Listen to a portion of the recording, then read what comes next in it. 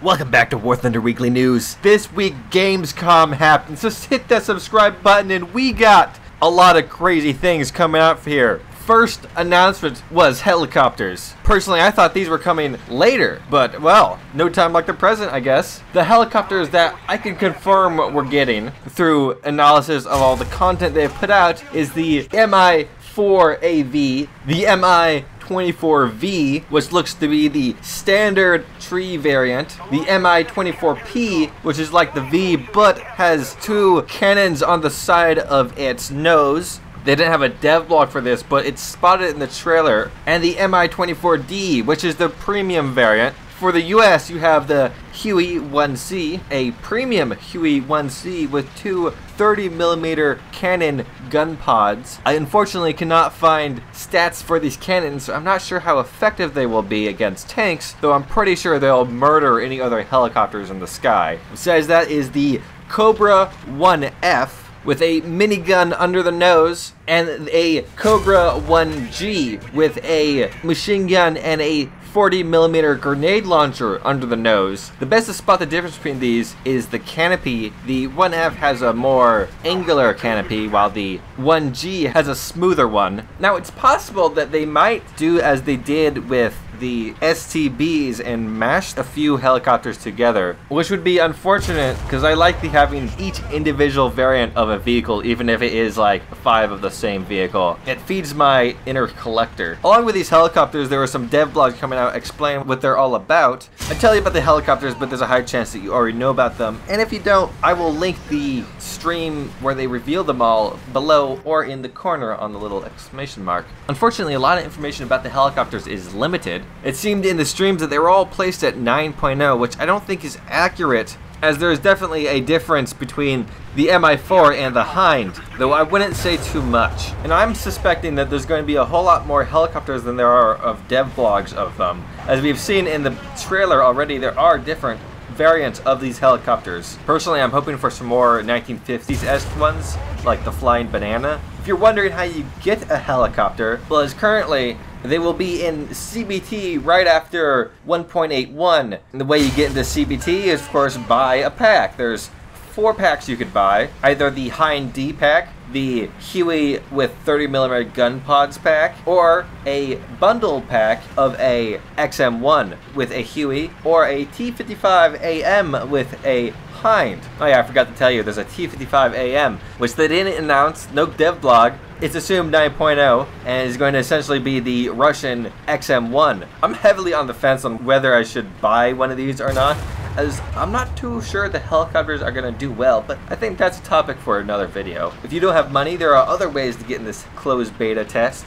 As they said on the Q&A on the announcement page of the helicopters, you will be able to get access by completing specific tasks or purchasing special packs in the store. So I'm assuming it's just going to be like any old new tank tree. Besides that, you also need rank 5 of either Russia or US to have access to their respective helicopter trees. Also on this Q&A, some other questions asked that I found interesting, one of which was helicopters from what time period would be available in the game. Answer was starting from the first strike helicopters, modifications of multi-purpose machines, and special designs up to modern gunships. But it is possible that most modern modifications will not have all possible armaments, especially modern missiles that use fire and forget principle. At least not until ground forces will have something to counter that. This bleeds well into one of the things that was said on the first live stream showing off the helicopters, where I believe it was Anton said that they are considering fire and forget missiles for helicopters who counter airplanes.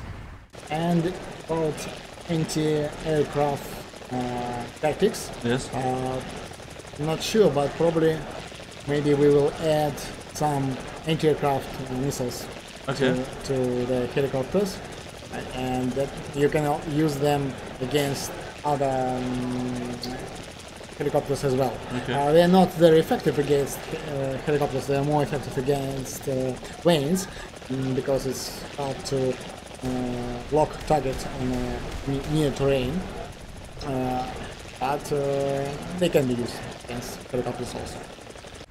And if helicopters have them, I gotta say, hey, why can't jets have them? Hopefully Gaijin makes up their mind about that and introduces them before next Gamescom, as I don't want to wait another year for top tier jets to be interesting again. On the side of tanks, that leak list I reported on last week looks to be true, as 3 of the tanks that we were shown were on that list. The T-80B, the TAM, oddly in German tree, not as a premium, and the M247 Sergeant York, which is armed with proximity fused shells. Although they're only 40 millimeters, so the proximity is rather small. I think it's within 5 meters of the target. I hope to see this on a larger gun in the future. I've heard that apparently Gaijin had put a skyscraper on a Type 61 chassis at one point or another. The 4th vehicle wasn't on the list and came to a surprise to us all, the Batchat 25T. I'm not going to pronounce its full name because I don't speak French. A French light tank at 6.7 armed with a auto-loading 90mm cannon. Apparently its movability isn't so great compared to other light tanks, though it'll be nice to have something to take out besides the Lorraine at 6.7. Speaking of possible Japanese tanks, DMM, on behalf of Gaijin, participated in a military exercise for the Japanese Self-Defense Force. Vehicles that were present in this exercise include the Type 16 Maneuverable Combat Vehicle, the AH-1S, and the AAV-7 Assault Amphibious Vehicle, which wouldn't be exactly appropriate for the tree,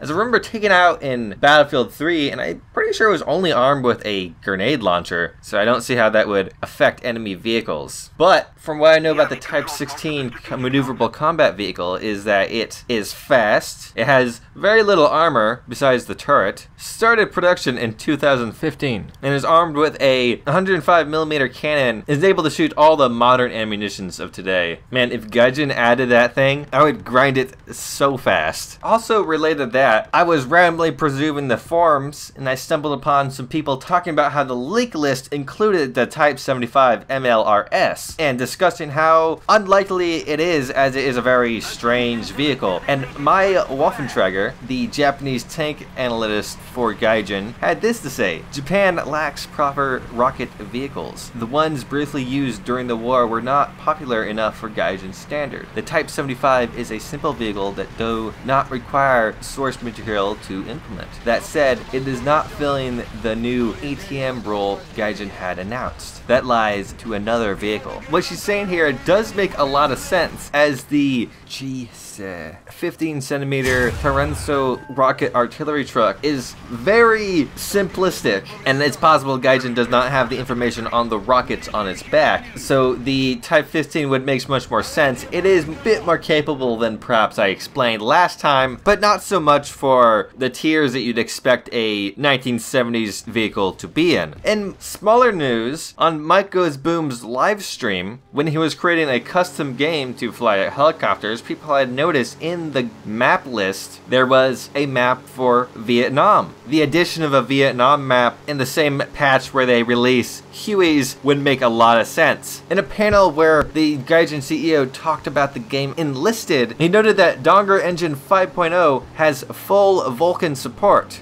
Now, I'm not exactly the computer man. I don't entirely know what Vulkan is. If it makes War Thunder run better, I love it. So it's not unlikely for us to see it soon, though Enlisted and War Thunder are not one for one. That's just about all I picked up this week. I probably missed something, so if you spotted it, hit me up below or come over to my Discord. If you enjoyed this video, hit the like button. If you didn't like the video, don't hit the like button. If you want to see more, hit that subscribe button. If you want to be notified anytime I upload anything, hit that bell icon. Thanks for watching. Have a great day.